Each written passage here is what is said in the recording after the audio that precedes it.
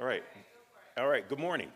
My name is Chuck Sims. I'm the Executive Fire Commissioner for the City of Detroit Fire Department, and I would like to say hello and welcome to Engine 32. Thank you to our media partners for helping us share this important fire prevention information as people are finishing up their holiday shopping. Thank you to State Fire Marshal Kevin Selmeyer for coming all the way down from Lansing to help us spread the word. We're also joined by Ferndale Fire Chief Teresa Robinson and Grosse Pointe Director of Public Safety John Alcorn. Thank you both for being here.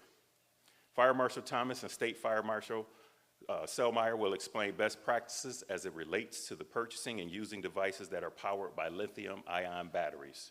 These batteries are more commonly used now than ever before and are a great deal of source of energy. We just need to know how to use them properly and safely. Detroit Fire Marshal Don Thomas is at the forefront of conversation around lithium-ion battery use, storage, and fire suppression. We couldn't be in better hands. And now I'm going to bring up to the podium Fire Marshal Don Thomas.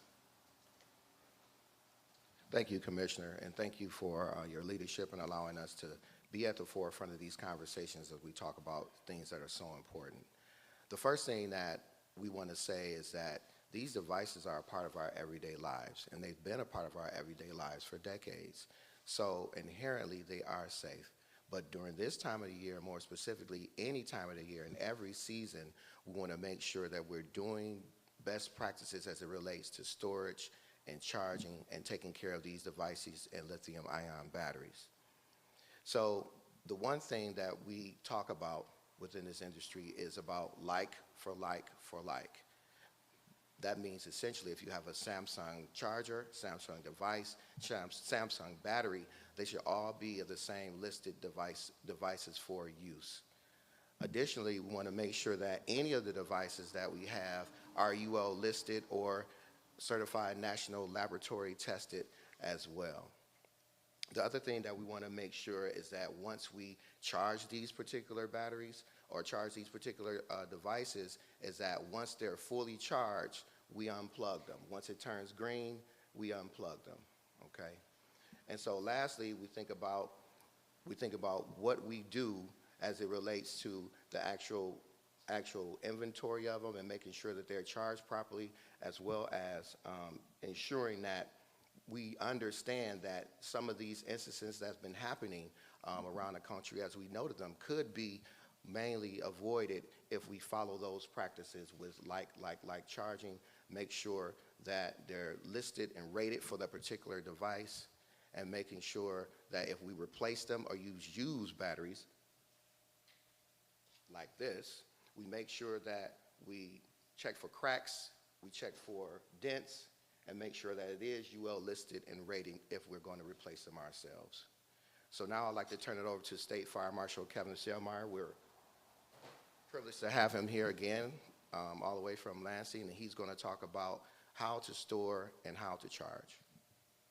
Thanks, Fire Marshal. Commissioner, thanks for the opportunity to be here. It's always great to be in the city of Detroit. I think it's, the Fire Marshal makes a valid point when he says this is stuff that we use every day. And I like my scooters, I like my bike, I like my phone.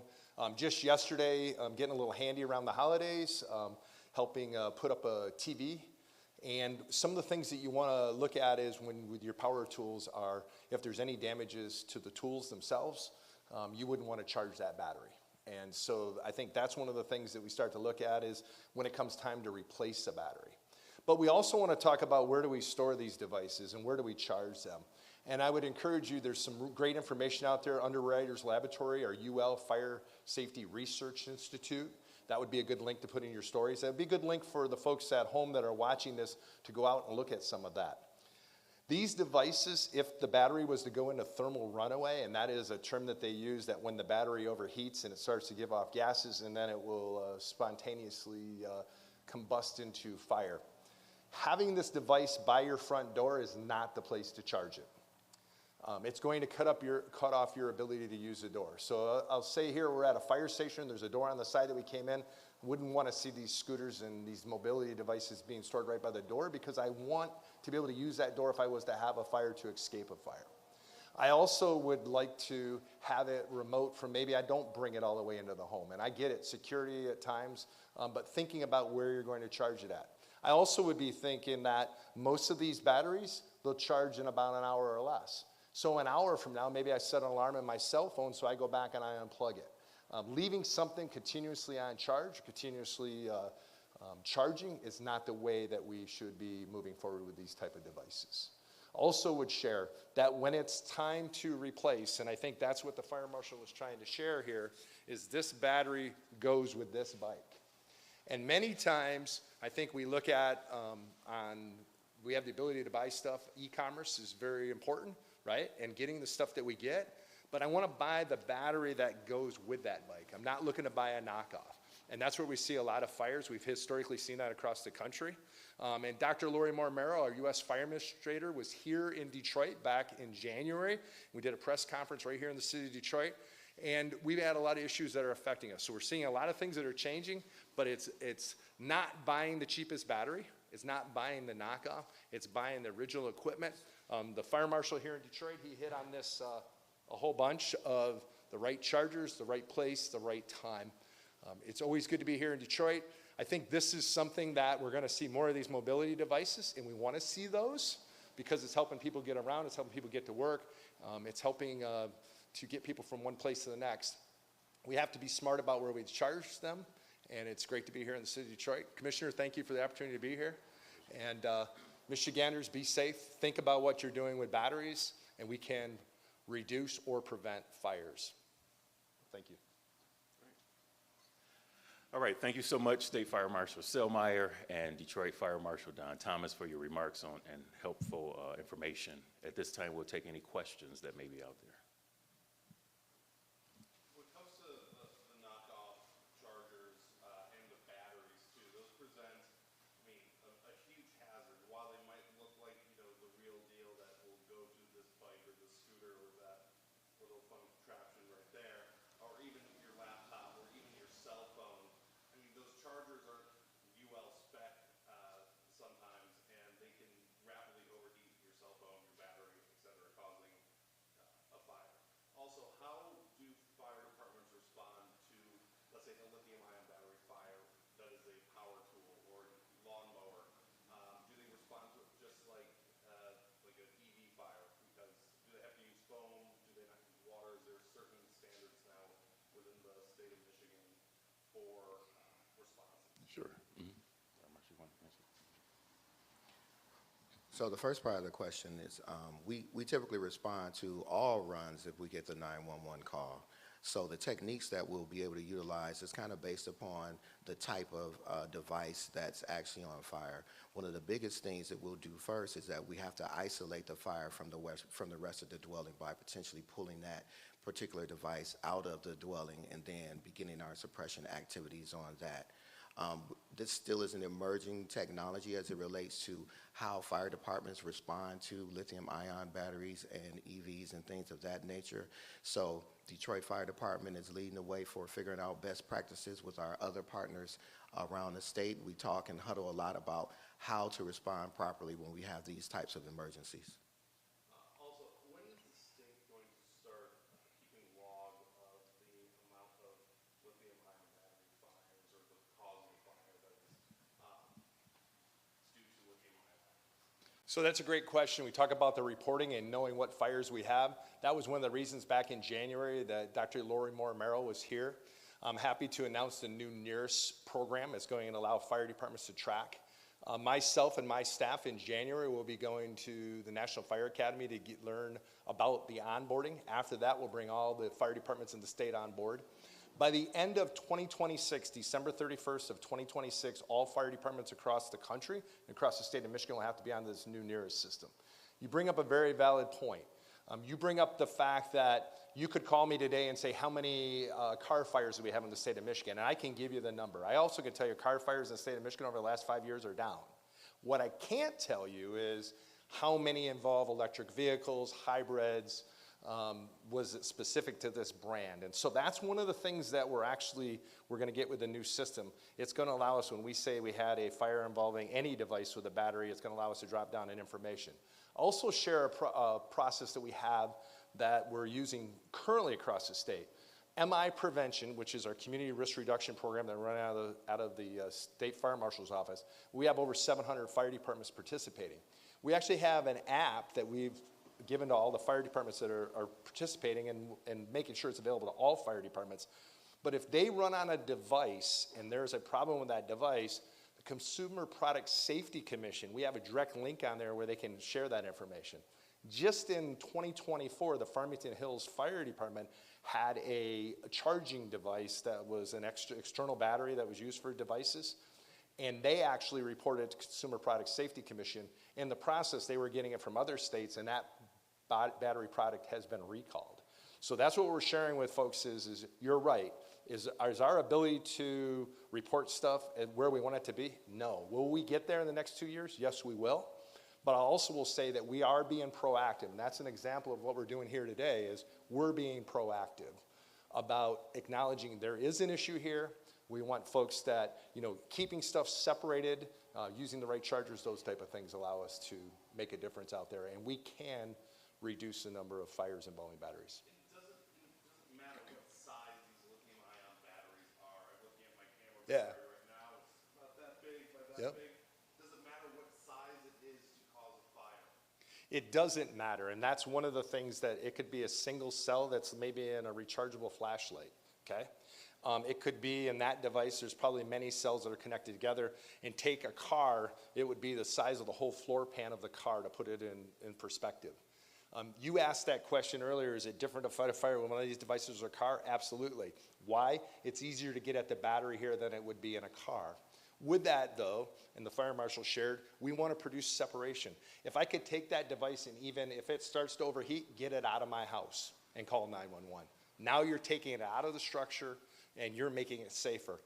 We're going to do the same thing. We may arrive and that's right there. We're going to remove it and take it to where the best place could be. But what we're seeing is, and we've seen across the country, fires where folks are bringing these in, the battery's damaged, they're having to wiggle the cord to even get it to charge. Folks, if you're wiggling a cord to get it to charge, you have either an issue with the charger or you have an issue with that battery.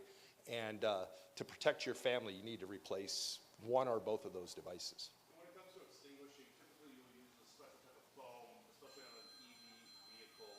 Do you have to use a specialty type of extinguishment or retardant to put those fire weapons, really water with batteries? Yeah. It isn't really so much the foam, it's copious amounts of water. Copious means lots of water. And that's what we're seeing is that we got to cool that down. Some of it is we got to let the thermal runaway process happen. And that's one of the things. So we'll cool the area, we'll protect the area around. And that's different. If you look at the gentlemen who are working here with Detroit Fire, they're used to climbing on this engine, going out the door, and quickly taking care of an issue. These aren't as quick to take care of. And that's why we're here today. We're here to talk about the fact that it's still using water, we're still using the hoses, we're still using the firefighters, right? But it's a different way of attacking the fire. And we're going to learn more as we continue. And that's where I go back to UL, Fire Safety Research Institute. They're doing a ton of training. It's called a CHARGE program that's out there for first responders. So we're going to school, we're learning more about it. And thank you for being here today because this story needs to get out.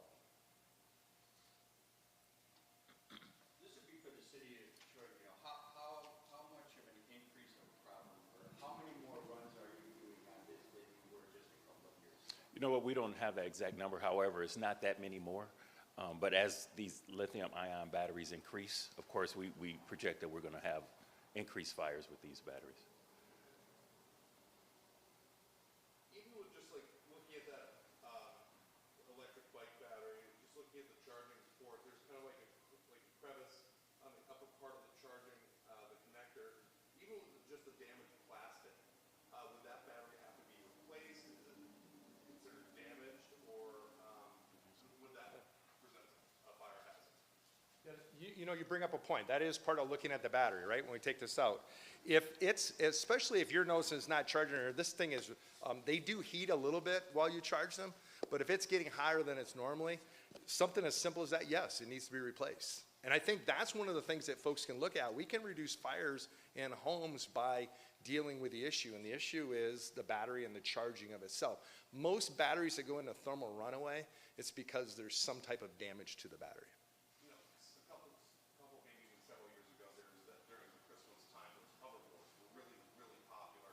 However, those tens of thousands, hundreds of thousands of hoverboards that were shipped across the country to families for Christmas, there's a huge fire hazard presented with them when they're charging and then spontaneously basically combust. When it comes down to a recall, obviously, you know, the media has to get that out as well. So Right. obviously, the people who the manufacturer does too.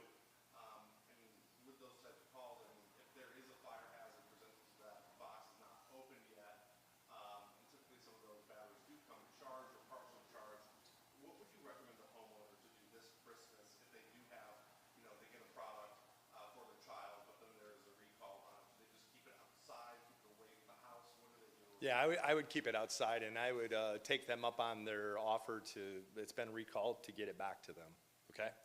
I think and that's hard, right? I mean, somebody just got a new device, but, you know, that's one of the things that we want to look at is if somebody's reaching out, and that's where the Customer Product Safety Commission, and we talk about how they're even working with the firefighters here in Michigan, but across the country, is how would you know that if Detroit had a fire with one of these today, how would I know that Grand Rapids had a fire? And as much as we talk, we don't talk that much, okay? So that's one of the things where we're getting folks to, if the fire departments run into a fire, that's why we have a tab on that MI prevention app that we have. If you want more information on what the state's doing with that program, it's miprevention.org. We'll take you to the website and you can look at some of that. But it's being smart about when something's damaged, something's recalled, it's time to take it out of service so that we can reduce the chance of having a fire at your home.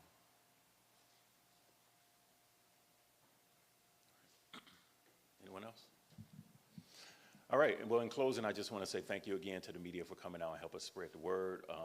Detroit, along with our neighboring community, along with the state of Michigan, we are committed to making a healthier and safer state of Michigan. So this is why we're in the forefront, to let the community know that we're looking at ways to keep them safe during the holidays.